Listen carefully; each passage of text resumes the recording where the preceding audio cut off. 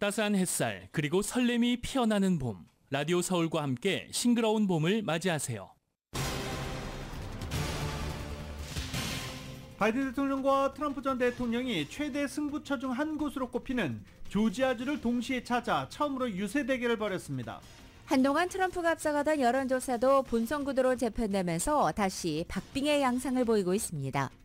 다운타운 패션 디스트릭 인근에 있는 불법 마리화나 제조 시설에서 지난 주말 대형 화재가 발생해 소방관 5명이 부상했습니다. 연방하원에서 불법 체류 신문 범죄자 체포를 의무화하는 레이크 라일리 법안이 통과됐습니다. 법안의 핵심 골자는 전국에서 절도 혐의나 각종 범죄 혐의로 기소된 서류 미비 이민자들을 의무적으로 구금하도록 규정한 것입니다. 오렌지 카운티에 이어 LA 부촌에서도 최근 칠레에서 온 원정 절도단의 범행으로 주거 침입 절도 피해가 발생했습니다. 세금 보고철을 맞아서 샌프란도 밸리에서는 지역 도서관에서 무료 세금 보고 서비스가 시작됐습니다. 아카데미상 시상식에서 오펜하이머가 작품상 등 7관왕에 올랐습니다. 기대를 모았던 셀린 송 감독의 패스트 라이브즈는 무관에 그쳤습니다. 한편 아카데미 시상식장 밖에서는 이스라엘과 하마스 간의 전쟁 반대 시위가 거세게 일어 극심한 교통 통제 현상이 빚어졌습니다. 일부 참가자는 지각하는 일도 생겼습니다. 수술 후 자취를 감춰 중병설에 휩싸였던 영국 왕세 자빈이 이를 불식시키려는 듯 2달 만에 근황 사진을 내놨습니다. 그런데 조작됐다는 주장이 일면서 오히려 건강 이상설이 더 커지고 있습니다. 미국의 대학가에서 인도인 유학생 수가 늘어나면서 중국인 유학생을 추월하기 직전이라고 AP통신이 보도했습니다. 이스라엘과 하마스 간 휴전 협상이 결렬되면서 가자지구 주민들은 전란 속에서 이슬람 최대 명절 라마단을 보내게 됐습니다. 중국의 연례정치 행사 양회 폐막을 앞두고 시진핑 국가주석의 관저로 차량이 돌진하는 영상이 퍼졌습니다. 올해부터 국정 2인자인 총리의 기자회견이 폐지되면서 1인 동무대로 장식된 양회였다는 평가가 나고 있습니다. LA 레이커스가 미네소타와의 경기에서 120대 109로 승리했습니다. 클리퍼스는 밀워키에게 117대 124로 패했습니다. 토트넘의 손흥민 선수가 순위 다툼을 하고 있는 에스턴 빌라와의 경기에서 한 골 2개의 도움으로 팀의 4대0 승리를 이끌어냈습니다. 오늘 뉴욕 증시는 하락 출발하고 있습니다. 원달러 환율은 1310.35원으로 마감했습니다. 남가주 오늘 대체로 맑겠고 LA 한인타운 낮 최고 기온은 66도 예상됩니다. 이 시간 주요 뉴스는 하늘 위 호텔, 세계 최대 항공기 아시아나항공 A380에서 차별화된 서비스를 만나보세요. 고국까지 편안하고 안전하게 모시는 아시아나항공 제공입니다. 여러분 안녕하십니까? 김윤정입니다. 안녕하십니까? 유지승입니다. 2024년 3월 11일 월요일 라디오 서울 모닝 뉴스 2부입니다. 오늘 11월 예정된 대선에서 재대결이 확정된 바이든 대통령과 트럼프 전 대통령이 최대 승부처 이 조지아주를 동시에 찾아 처음으로 유세 대결을 벌였습니다. 이 조지아주는 2020년 대선에서 바이든 대통령이 0.23%포인트 12,000표도 안 되는 차이로 승리한 경합주로 이번 대선에서도 승패를 좌우할 격전지입니다. 전현직 대통령이 오는 12일 내일 조지아주 프라이머리를 계기로 방문을 했지만 이미 두 사람 각 당의 대선 후보로 사실상 확정된 상태여서 본선을 대비하는 의미가 더 컸습니다. 유세에서 바이든 대통령과 트럼프 전 대통령은 각자 상대방의 약점이라고 여기는 민주주의와 국경 정책을 두고 비방 수위를 높여서 공격하면서 지지층을 결집하는 데 주력했습니다. 근래 미국 여론조사에서 도널드 트럼프 전 대통령의 거품 밀렸던 조 바이든 대통령이 최신 여론조사에서는 다시 박빙의 구도를 만든 것으로 나타났습니다. YTN의 보도입니다. 바이든 대통령은 긍정적인 반응을 얻은 지난주 국정연설에 기세를 몰아갔습니다. 트럼프를 독재자 프레임으로 몰아넣고 약점인 국경 문제에서도 적극적인 반격에 나섰습니다. Instead of celebrating the contribution of immigrants to our country, to our economy and our communities, Donald Trump calls them vermin, poisoning the blood of America. 트럼프 전 대통령은 바이든이 국정연설에서 불법 이민자 표현을 쓴 데 사과했다며 국경 정책을 망친 확신범이라고 비난했습니다. 바이든이야말로 민주주의의 위협이라며 국정연설 메시지를 깎아내리는 데 집중했습니다. Crooked Joe's angry, dark, hate-filled rant of a state of the Union address, didn't it bring us together? Remember, he said, I'm going to bring the country together. 바이든 대 트럼프 대선 본선 구도가 확정되면서 지지율은 다시 수평을 맞췄습니다. 지난주 슈퍼 화요일을 기점으로 실시된 여론조사에서 두 사람의 지지율이 동률을 기록한 겁니다. 지난해 10월부터 트럼프가 계속 앞서가던 추세였지만 6개월 만에 바이든에 따라잡혔습니다. 특히 헤일리를 찍었던 유권자들 가운데 63%가 바이든 지지로 돌아서 트럼프가 중도 보수층을 흡수하지 못하는 것으로 나타났습니다. It is now up to Donald Trump to earn the votes of those in our party and beyond it who did not support him. And I hope he does that. 경합 지역인 조지아주 경선이 현지 시간 12일 치러지는 가운데 후보직이 확정된 바이든과 트럼프가 각 당에서 얼마나 표를 결집하고 있는지가 관전 포인트가 될 전망입니다. 워싱턴에서 YTN 권준기입니다. 국정연설을 통해서 사실상 11월 대선 출정식을 한 바이든 대통령이 트럼프 전 대통령과 트럼프 재임 중 보수 우위로 재편된 대법원을 향해 돌직구를 던졌습니다. 어제 방송된 MSNBC와 인터뷰에서 바이든 대통령은 트럼프 전 대통령이 최근 헝가리의 권위주의적 통치자 오르만 빅토르 총리와 회동한 데 대해서 헝가리가 나토 회원국이기는 하지만 오르만 총리는 민주주의를 믿지 않는 인물이다라고 지적했습니다. 이어 바이든 대통령은 국내 총생산 2%를 방위비 예산으로 집행하기로 한 공약을 지키지 않는 나토 회원국에 대해서는 러시아에 하고 싶은 대로 하라라고 할 것이라는 트럼프 전 대통령의 발언에 대해서 러시아의 우크라이나 침공 결과로 대학살이 벌어지는 와중이다라면서 비판의 날을 세우기도 했습니다. 바이든 대통령은 이어 우리는 2차 대전 이후 다시는 그런 전쟁이 일어나지 않도록 하기 위해 약속을 했다며 나토의 집단 방위 공약을 거론한 뒤 트럼프가 하는 일을 보라며 그는 위험한 인물이다라고 비판했습니다. 바이든 대통령은 또 연방 대법관들이 현장에서 자리한 국정연설 때 로데 웨이드 판결을 폐기한 대법원의 재작년 결정에 문제를 제기한 데 대해 나는 연방 대법관들이 잘못된 결정을 했고 헌법을 잘못 해석했다고 생각한다며 소신을 굽히지 않았습니다. 조 바이든 대통령이 불같은 국정연설 이후 만 하루 동안 $10,000의 후원금을 거둬들이는 기염을 토했습니다. 어제 바이든 대통령 선대본부에 따르면 지난 7일 국정연설 이후 24시간 동안 $10,000가 넘는 후원금이 몰려들어서 자체 최고치를 기록했다는 것입니다. 바이든 캠프는 바이든 대통령 재선에 어느 때보다 큰 힘을 보탠 풀뿌리 후원자들에게 감사한다면서 이번 국정연설로 많은 지지자들에게 누가 그들을 위해 싸우고 있는지 그리고 자유와 민주주의를 위한 이번 선거의 중요성을 일깨울 수 있었다라고 밝혔습니다. 이스라엘과 하마스 전쟁 이후 내부 지지층 분열과 고령에 대한 우려로 지지율 부진에서 헤어나오지 못해온 바이든 대통령은 거침없는 국정연설로 반전의 토대를 마련했다는 평가를 받고 있습니다. 바이든 대통령의 이번 국정연설은 모두 3,220만 명이 시청한 것으로 집계됐습니다. 이것은 지난해보다 18% 증가한 수치이고 여기에 온라인 스트리밍과 소셜미디어 등으로 지켜본 숫자까지 모두 포함될 경우에는 전체 시청자가 한층 더 늘어날 전망입니다. 이번 대선에서 낙태 이슈도 최대 쟁점 중 하나로 떠오르는 가운데 바이든 대통령이 지난 의회 국정연설에서 낙태라는 단어를 직접 사용하는 것을 피해서 논란이 되고 있습니다. AP통신 보도에 따르면 바이든 대통령은 지난 7일 의회 국정연설 중 연설문에 적혀있던 낙태라는 단어를 재생산의 자유 혹은 선택의 자유 등으로 대체해 말했습니다. 정치인들이 즉석에서 연설문의 내용을 바꿔 말하는 것은 흔한 일이지만 낙태권을 지지해온 여성단체 등은 바이든 대통령이 낙태라는 단어 언급을 피하면서 모호한 태도를 보였다고 비판하고 나섰습니다. 낙태권 옹호단체 프로초이스 오하이오 지부 이사 켈리 코프랜드는 낙태라는 단어를 언급하지 않은 것은 그것이 금기이자 부끄러워해야 하는 것을 암시한다며 이는 낙태를 어렵고 해롭다라고 해석할 수 있다라고 주장했습니다. 바이든 대통령은 이보다 더 잘해야 한다라고 강조했습니다. 조 바이든 대통령은 최근 국정연설 당시 조지아주에서 여대생을 살해한 혐의를 받는 베네수엘라 출신의 이주민을 언급하며 불법 이민자라고 한 데 대해서 지난 9일 후회를 드러냈습니다.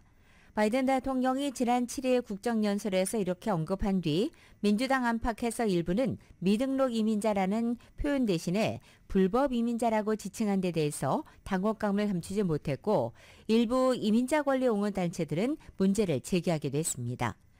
바이든 대통령은 이에 따라 9일 MSNBC 방송과의 인터뷰에서 관련된 질문을 받고 자신은 어떤 단체를 비하하기를 원하지 않으며 트럼프 전 대통령과 자신을 구별하고자 한다며 국정연설에서 그렇게 표현한 데 대해서 깊은 후회를 드러냈다고 AP통신과 NBC 방송은 전했습니다. 바이든 대통령은 이날 인터뷰에서 나는 불법, 일리걸이라는 표현을 쓰지 말았어야 했다. 그것은 자료를 구비하지 않은, 즉 undocumented라고 말했다고 밝혔습니다. 과거에는 정식 입국 절차를 밟지 않고 미국에 입국한 사람을 보통 불법 이민자라고 지칭했지만 트럼프 대통령 시절 이민자의 권리 존중을 내세웠던 민주당 당원들 사이에서 불법이라는 표현보다는 미등록 또는 미승인이라는 표현을 사용해왔습니다. 바이든 대통령의 부인 질 바이든 여사가 백악관에서 실질적으로 큰 영향력을 행사한다고 뉴욕타임즈 백악관 출입기자가 밝혔습니다. 지난달 힐러리 클린턴과 멜라니아 트럼프 그리고 질 바이든 등 역대 영부인 3명을 조명한 책 아메리칸 우먼을 펴낸 뉴욕타임즈의 케이티 로저스 기자는 폴리티코 인터뷰에서 바이든 여사에 대해서 정말로 바이든 대통령과 가까운 사람들의 게이트키퍼다라고 평가했습니다. 특히 로저스 기자는 바이든 대통령의 핵심 측근 그룹에 대해서 갖고 있는 영향력은 대통령과 여사가 서로 비슷하다라고 평가하기도 했습니다. 어떤 일이 일어나고 있는지 질 바이든 여사는 정확히 알고 있고 바이든 대통령과 단연간 함께했던 몇몇 참모들도 데리고 있다라고 말했습니다. 또 다른 고위급 참모 인선에 직접 관여하고 바이든 대통령이 주재하는 대부분의 정치 관련 회의에도 참석한다라고 소개했습니다. 또 뭔가 마음에 들지 않으면 대통령이 있는 자리에서도 참모들에게 그것을 지적한다라고 로저스 기자는 전했습니다.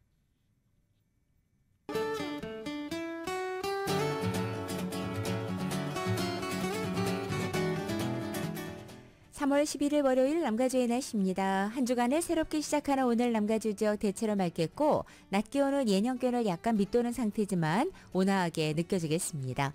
화요일인 내일도 오늘과 비슷한 날씨 보이겠고 수요일부터는 낮 최고 기온이 70도 초반까지 올라가서 예년 기온을 웃돌기 시작하겠습니다. LA 한인타운의 오늘 낮 최고 기온 66도, 밤 최저 기온은 53도, 오렌지 카운티 지역 66도, 52도, 밸리와 일랜드 암파이어 지역은 66도, 49도, 해안 지역은 62도, 50도로 예상됩니다. 한국은 오늘 전국이 대체로 흐리고 서울의 오늘 아침 최저 기온이 29도, 낮 최고 기온은 52도 예상됩니다. 라디오 서울 모닝뉴스 2부 이 시간은 1250만 불 교통사고 최고 보상, 교통사고 전문 천재 변호사 리차드 호프만, 또 하나의 새로운 문이 열렸습니다. 한인은행 최초로 라스베가스에 진출한 오픈뱅크, 총 20억 달러의 승소, 크고 작은 교통사고와 상해, 브라이언 타필라와 시즐러 공동 제공입니다. 라디오 서울 모닝뉴스 함께하고 계십니다. 어제 아카데미상 시상식 보셨습니까?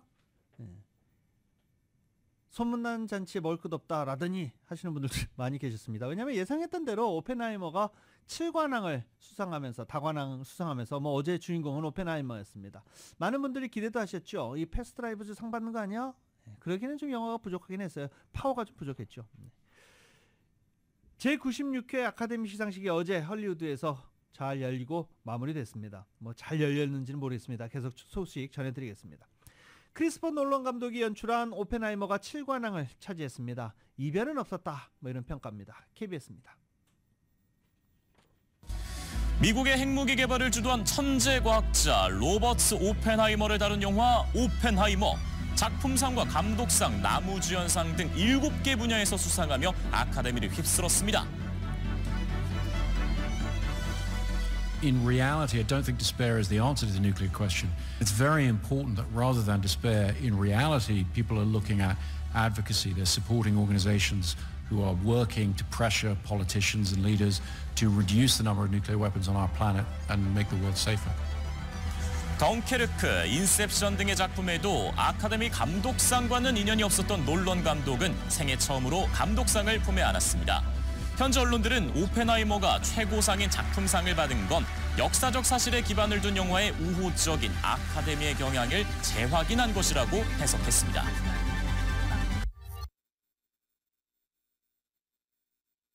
어제 열린 제96회 아카데미 시상식은 파격적인 누드 시상과 진행자 지미 키머러의 뼈있는 농담 등으로 눈길을 끌었습니다. 이 시상식의 화려한 분위기와는 대조적으로 어제 시상식이 열린 LA 돌비 티어러 밖에서는 이스라엘과 팔레스타인 무장정파 하마스 간의 전쟁 반대 시위가 대규모로 열리기도 했습니다. 일부 수상자들은 무대 위에 올라 전쟁에 반대한다는 뜻을 표명하면서 휴전을 촉구하기도 했습니다. 이날 의상상 시상자였던 프로레슬러 겸 배우 존 시나는 주요 부위만 가린 채 나체로 무대에 오르는 파격 행보를 보였습니다. 시나가 커다란 봉투로 주요 부위만 가린 채 무대 앞으로 걸어 나오자 관객들은 폭소를 터뜨렸고 수상 후보작을 보여주는 영상에 나타난 뒤 그는 고대 로마풍의 황금색 커튼을 두르고 등장해 의상상 이 수상자를 호명하기도 했습니다. 통산 4번째 오스카 시상식 진행을 맡은 이 코미디언 겸 방송인 키멀은 바비 사운드 트랙과 함께 무대에 올라서 이 영화에 대한 찬사를 시작으로 행사에 막을 올렸습니다.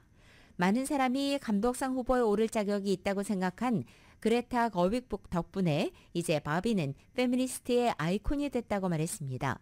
이에 참석자들이 박수를 보내자 바비의 거윅 감독이 감독상 후보에 오르지 못한 것을 언급하며 손뼉은 치고 있지만 거윅에게 투표하자는 것은 바로 여러분이며 아무 상관없는 것처럼 행동하지 말라고 꼬집어서 이 좌중의 폭소를 자아내기도 했습니다. 앞서 헐리우드에서는 이번 오스카 감독상 후보가 발표됐을 당시 바비가 작품상 후보에는 오르고도 여성인 거윅 감독이 감독상 후보에 지명되지 않은 것을 두고 성차별 논란이 일어난 바 있습니다. 키멀은 어제 오프닝 멘트로 미국 대선과 관련된 정치적인 풍자도 곁들이기도 했습니다. 또 어제 시상식이 열린 LA 돌비 티어러 주변에서는 이스라엘의 가자지구 전쟁 중단을 촉구하는 시위가 열렸습니다. 시상식이 시작되기 3시간 전부터 시상식장 인근 선셋대로 교차로에서 수백 명의 시위 참가자들이 모여 행진했고 이 일대에는 심한 교통체증이 빚어지면서 일부 참석자들은 예정 시간보다 1시간이나 늦게 도착하기도 했습니다. 시위 참가자들은 팔레스타인의 자유를 즉시 휴전을 이라는 구호를 외쳤고 당신이 시상식을 보고 있는 동안 폭탄이 떨어지고 있다고 쓰인 피켓을 흔들기도 했습니다.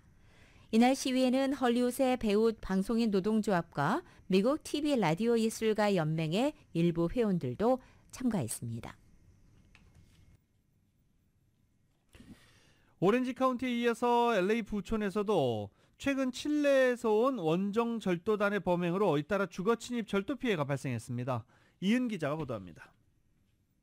칠레에서 온 원정절도단은 관광비자로 미국에 입국한 다음 남가주에서 절도 행각을 벌이면서 피해가 잇따르고 있는데 지난주에도 선셋 블루바드에 위치한 부촌 퍼시픽 팰리사이드에서도 이들로 인한 절도 피해가 발생했습니다.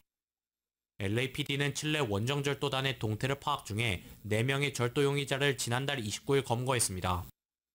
이들 절도단은 LA에서 여러 차례 범행을 저지른 것으로 드러났습니다. 절도단은 17세에서 20세 사이 청년들로 이들은 수년 전 관광비자로 칠레에서 미국으로 입국해 남가주에서 절도 행각을 벌여온 것으로 확인되었습니다. 원정절도단은 이스트 할리우드 전역에서 주거 침입 절도 사건을 벌였으며 용의자 차량에서 범행에 사용된 범행도구 등 증거물이 확보되었습니다. 이들은 관광비자로 미국에 입국한 뒤 불법 체류를 해온 것으로 드러났습니다. 절도 혐의로 체포된 용의자 중 일부는 보석 없이 구금된 상태입니다. 이들은 불법 체류 기간 동안 LA에서 여러 모텔을 전전했습니다. 17세 소년범의 경우 4개월 전에 입국했는데 LA 경찰국에 체포된 후 아동가족 서비스국으로 인계되었지만 이후 아동가족 서비스국의 감시를 따돌린 채 도주했으며 현재는 행방이 묘연합니다. 경찰 당국에 따르면 관광비자로 입국해 남가주에서 암약하는 칠레 원정절도단은 5년 전부터 기승을 부리기 시작했는데 관광비자가 취득이 용이한 점을 이용해 미국에 입국해 범행을 저지르고 있습니다. 이들은 LA와 오렌지, 벤츄라 그리고 샌디에고 카운티에서 벌어지는 수백 건의 주거 침입 절도 행각을 벌여온 것으로 드러났습니다. 라디오 서울 뉴스 이은입니다.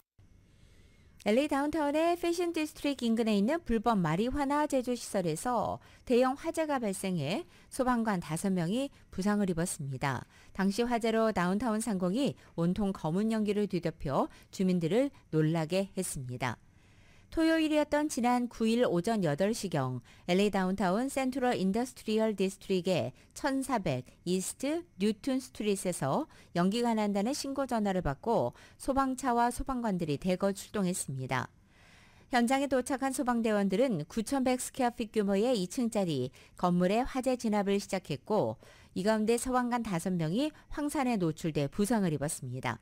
이날 화재는 145명의 소방관들이 1시간여 가까이 진압작전을 펼친 끝에 진화됐습니다. 해당 건물은 허가를 받지 않은 불법 마리화나 제조 시설이었고 화재로 인한 재정적인 손실을 비롯해 화재 원인은 조사되고 있습니다.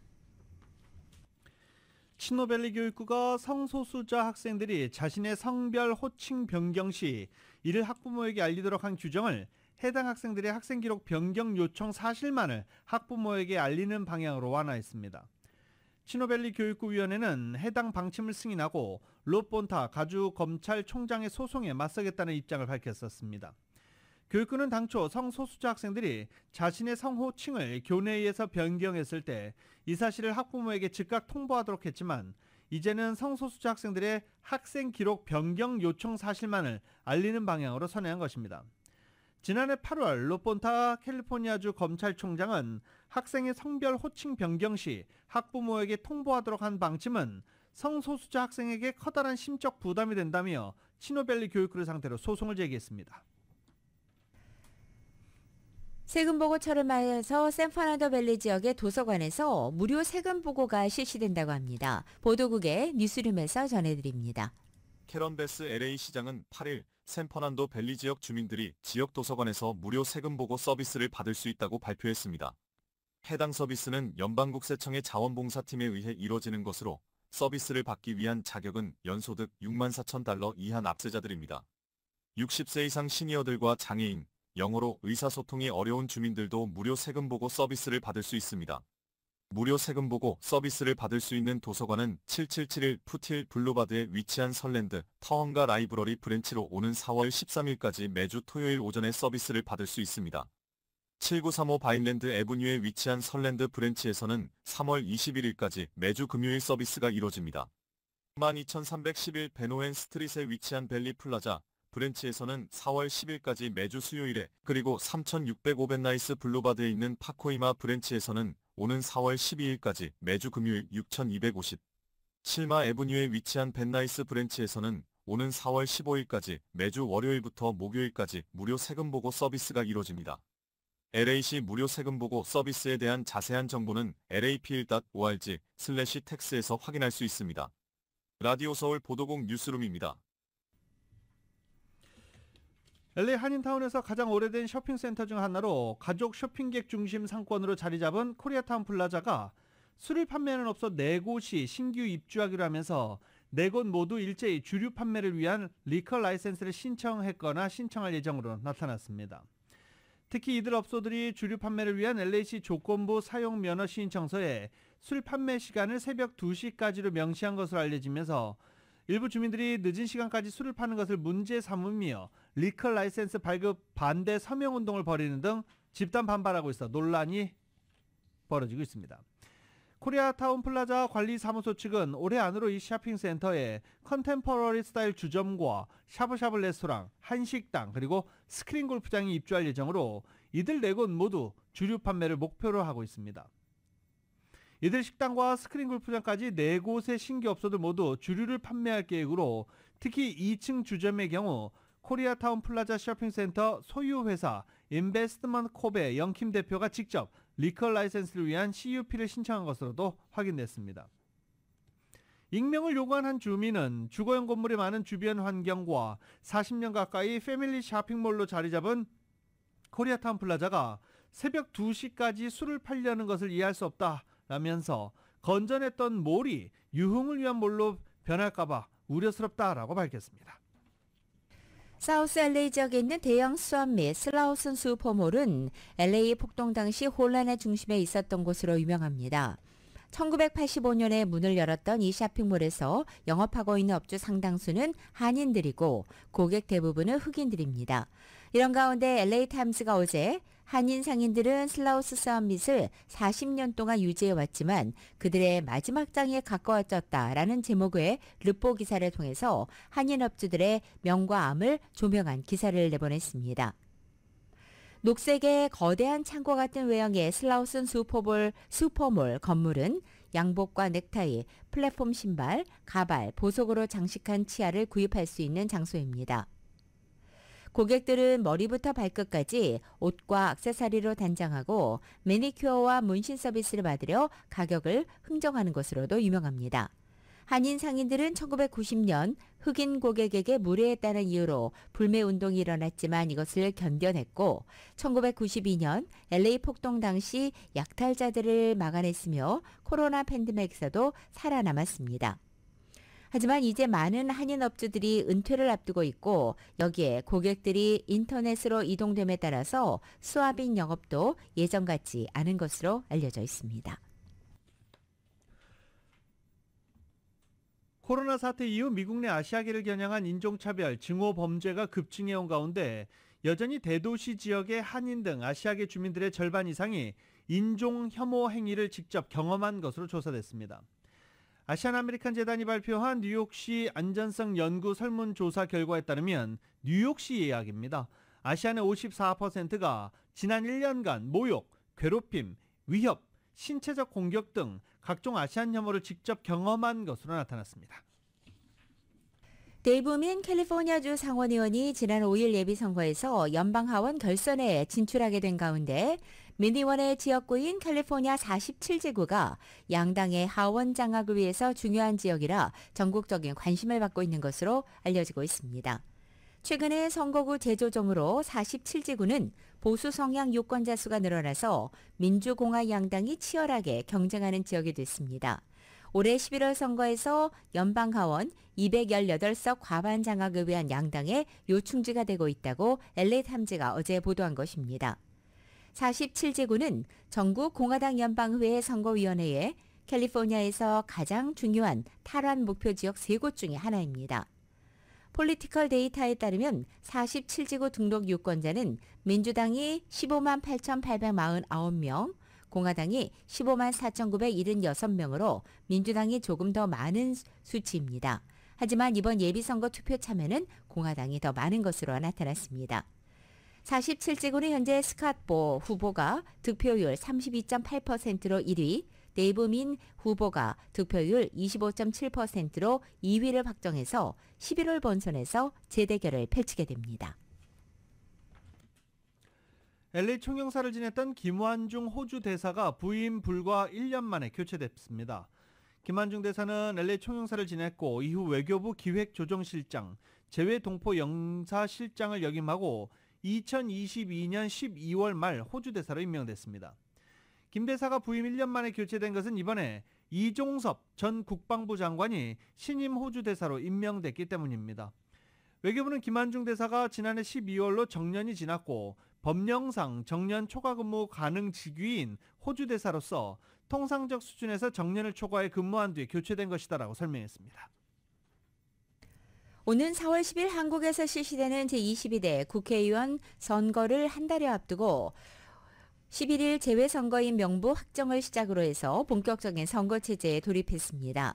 한국중앙선거관리위원회는 유권자 등록을 마친 재외선거인들을 대상으로 지난 2일부터 6일까지 재외선거인 명부 열람과 이의 신청을 진행해왔습니다. 중앙선관위가 잠정 집계한 전 세계 재외선거 등록자 수는 모두 15만 701명으로 팬데믹 기간에 치러졌던 21대 총선에 비해서는 15% 감소했습니다. 이는 투표에 참여할 수 있는 18세 이상 전 세계 재외선거권자 197만 4,375명 가운데 7.6%에 불과한 수치입니다.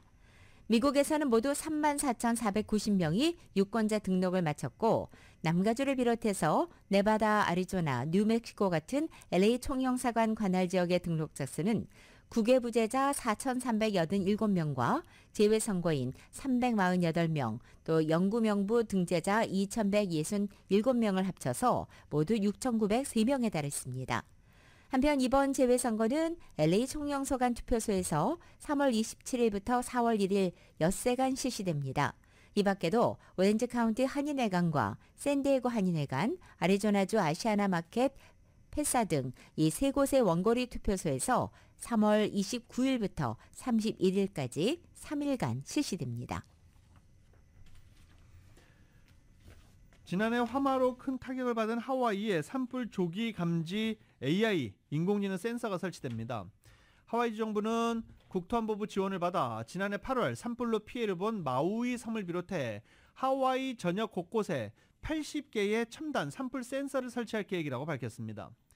조시 그린 주지사는 이 계획은 마우이에서 발생한 전례 없는 산불 이후 장기적인 복구 노력을 지원하는 동시에 기후변화와 극한 기상 상황에 대응해 혁신적인 해결책을 발전시키려는 국토안보부의 지속적인 노력을 반영한 것이다라고 밝혔습니다. 그러면서 이 첨단 센서는 초기 대응 인력이 불길이 번지기 전에 도착해 조기 진압할 수 있게 해주고 대피 결정을 내리는데 필요한 시간을 확보할 수 있게 해줄 것이라고 설명했습니다.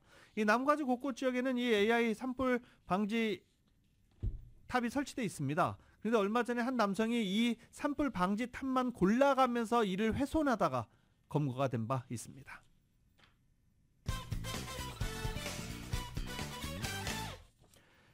아칸소주의 한 파티 장소에서 총격 사건이 벌어져 용의자를 포함해 3명이 숨지고 최소 4명이 다쳤습니다.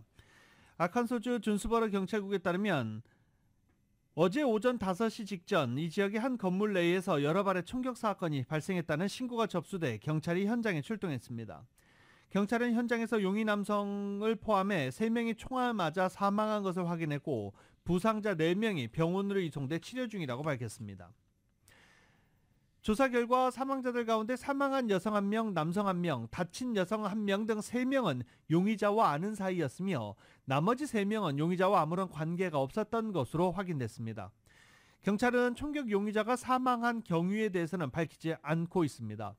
경찰은 이 사건을 가정 내 갈등으로 보고 있는 것으로 알려지고 있습니다.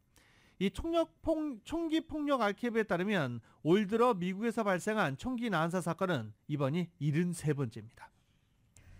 조지아 대학에서 베네수엘라 출신 불법 이민자 호세 이바라에 의해서 살해당한 여대생 레이콘 라일리 사건이 전국적인 반향을 일으킨 가운데 연방하원에서 불법 체류 신분 범죄자 체포를 의무화하는 레이콘 라일리 법안이 통과됐습니다. 조지아의 마이크 콜린스 연방하원의원은 이 법안이 지난 7일 연방하원을 통과했다고 밝혔습니다. 이 법안의 핵심적인 골자는 연방당국이 미 전국에서 절도 혐의나 각종 범죄 혐의로 기소된 서류 미비 이민자들을 의무적으로 구금하도록 규정한 것입니다. 이 법안은 공화당 의원 전원과 민주당 내에서도 37명의 의원이 찬성표를 던져서 초당적인 지지를 받고 통과됐습니다. 법안은 현재 연방 상원으로 송부됐고 현재 미국 내 분위기상 상원에서도 역시 무난한 통과가 예상되고 있습니다. 이 법안이 최종적으로 법제화되면 미국 내 불법 신분 이민자들은 좀도둑 같은 경범죄에도 체포가 의무화되고 해당 주의 법무장관이 필요하다고 인정한다면 가석방이나 보석 석방이 불허됩니다. 중국이 지난해 인도에 세계 1위 인구 대국자를 내준 가운데 미국 대학에서도 인도인 유학생 수가 늘면서 중국인 유학생을 추월하기 직전이라고 AP통신이 보도했습니다. 2022-23 미국 대학에 입학한 인도인 유학생 수는 약 26만 9천 명으로 이전 대비 35%가 증가했습니다.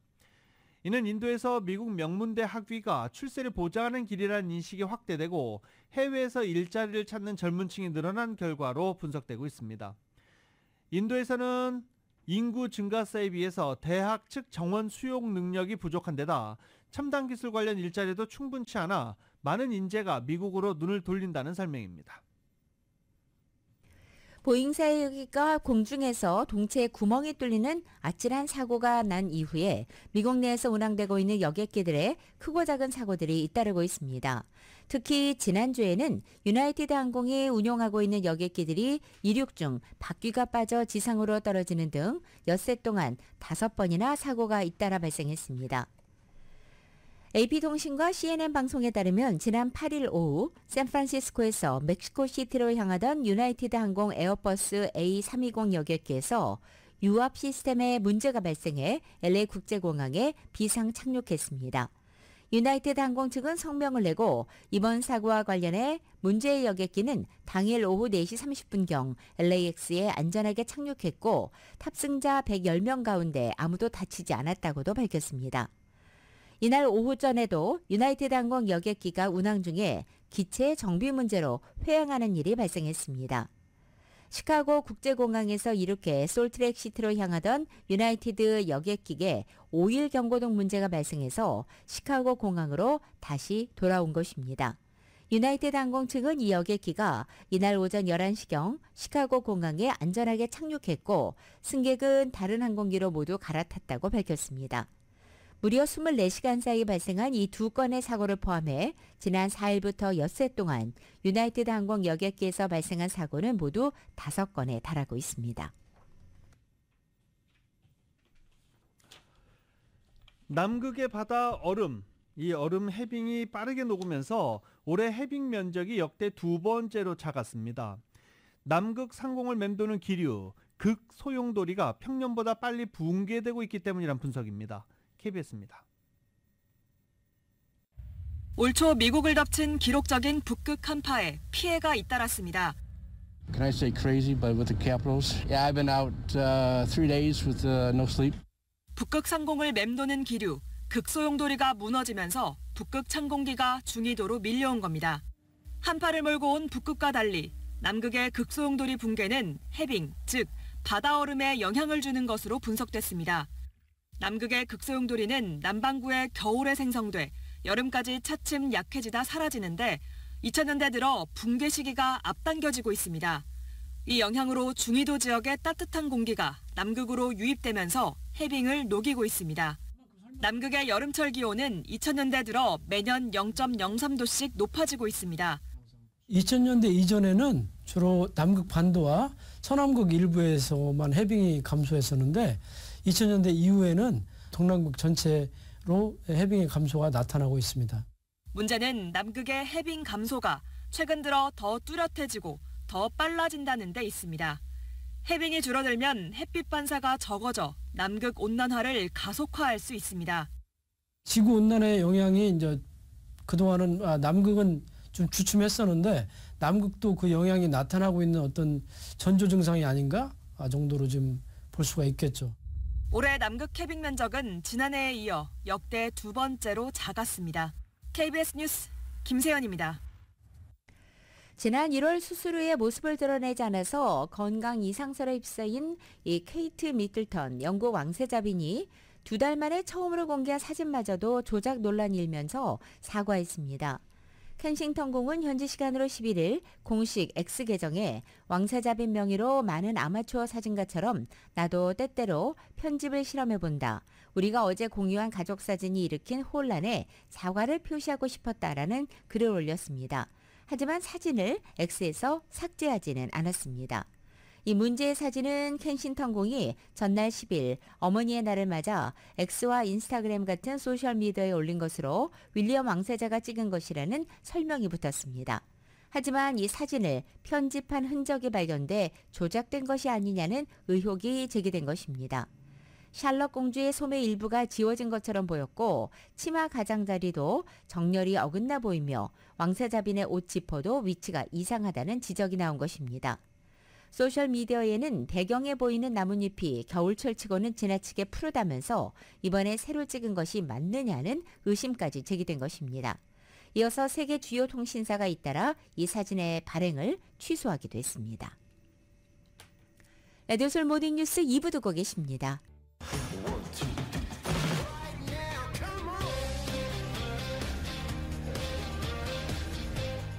라디오솔 모닝뉴스 스포츠 소식입니다. 스포츠 소식은 전문가가 추천하는 이민법과 가정법 전문 제인정 종합법률사무소 제공입니다. 이번에는 토트넘 경기가 어제 일요일에 열렸습니다. 그리고 또 프리미어리그 4위 순위를 두고 경쟁을 벌이고 있는 순위 다툼을 벌이고 있는 팀과의 경기였습니다. 이 경기에서 손흥민 선수가 펄펄 날았습니다. KBS입니다. 에스턴 빌라 원정에 나선 토트넘은 후반 5분 메디슨이 발을 쭉 뻗어 먼저 골망을 흔들었습니다. 3분 뒤부터 손흥민의 시간이 펼쳐졌습니다. 손흥민은 달려드는 브레넌 존슨을 향해 절묘한 패스를 밀어넣어 추가골을 도왔습니다. 7호 도움으로 시즌 공격 포인트 20개를 채운 손흥민은 여기서 멈추지 않았습니다. 전후반 90분이 지나고 추가 시간에 돌입한 상황. 쿨루세브스키가 오른쪽 측면에서 공을 건네자 강력한 오른발 슈팅으로 연결했습니다. 보고 또 봐도 멋진 손흥민의 골은 2경기 연속 득점이자 시즌 14호 골이었습니다. 지난 3일 크리스털 팰리스전에 이어 또다시 골맛을 보며 날카로운 감각을 뽐냈습니다. 상승세를 탄 손흥민은 3분 뒤에 베르너에게 완벽한 기회를 열어줘 다시 도움을 추가했습니다. 한 골 도움 2개로 눈부신 활약을 펼친 토트넘의 주장 손흥민은 에스턴 빌라전 4대0 완승을 이끌었습니다. 손흥민은 프리미어리그 공식 홈페이지가 선정한 경기 최우수 선수로 뽑혔고 각종 매체로부터 최고 평점을 받았습니다. 토트넘은 4위 에스턴 빌라와의 격차를 승점 2점 차로 좁히며 챔피언스 리그 진출에 희망을 키웠습니다. KBS 뉴스 박선우입니다. 아시안컵 축구대표팀 폭력 사태와 관련된 이강인 선수가 월드컵 예선전 대표팀에 포함됐습니다. YTN입니다. 이번 축구대표팀 발표를 앞두고 팬들의 관심은 이강인의 발탁 여부에 쏠렸습니다. 지난달 아시안컵에서 대표팀 주장 손흥민과 물리적으로 충돌한 사실이 뒤늦게 드러났고 이강인이 런던에 있는 손흥민을 찾아가 사과하는 모습까지 보였지만 비판 목소리도 적지 않은 상황. 이강인을 위해서라도 선발에서 제외해야 한다는 주장도 컸지만 황 감독의 생각은 달랐습니다. 이강인이 대표팀에 승선한다면 언제라도 비판은 피할 수 없다면서 책임은 자신이 지겠다는 의지를 피력했습니다. 전적으로 이 결정은 감독인 제가 한 거고요. 이번에 안 부르고 다음에 부른다고 해서 이 문제가 다 해결될 거라고는 생각 안 하고. 황 감독과 이강인은 지난해 2022 항저우 아시안게임에서 금메달을 합작했습니다. 애제자인 이강인의 활용법을 누구보다 잘 알고 있는 당사자가 황 감독이라는 점도 이번 대표팀 차출의 배경이 됐습니다. 선수는 결국 경기장에서 좋은 결과를 보이는 게 가장 좋은 속죄의 방법이라는 게 황 감독의 생각입니다. 운동장에서 일어나는 거는 운동장에서 최대한 빨리 푸는 것이 제일 좋은 방법이 아닌가 저는 그렇게 생각하고 있습니다. 이강인은 아시안컵 차출 이후 소속팀에서 한동안 부진에 시달렸지만 지난주 유럽 챔피언스 리그에서 첫 도움을 기록하는 등 최근 기량을 회복하고 있습니다. 2024년 3월 11일 월요일에 전해드린 라디오솔 모닝뉴스 여기서 마치겠습니다. 지금까지 진행의 유지승, 김윤정이었습니다. 모닝뉴스 2부 이 시간은 1250만 불 교통사고 최고 보상, 교통사고 전문 천재 변호사 리차드 호프만, 또 하나의 새로운 문이 열렸습니다. 한인은행 최초로 라스베가스에 진출한 오픈뱅크, 총 20억 달러의 승소, 크고 작은 교통사고와 상해, 브라이언 타필라와 시질러 공동 제공이었습니다. 잠시 후 9시에는 강혜신의 오늘의 미국이 방송됩니다. 함께해 주신 여러분 고맙습니다.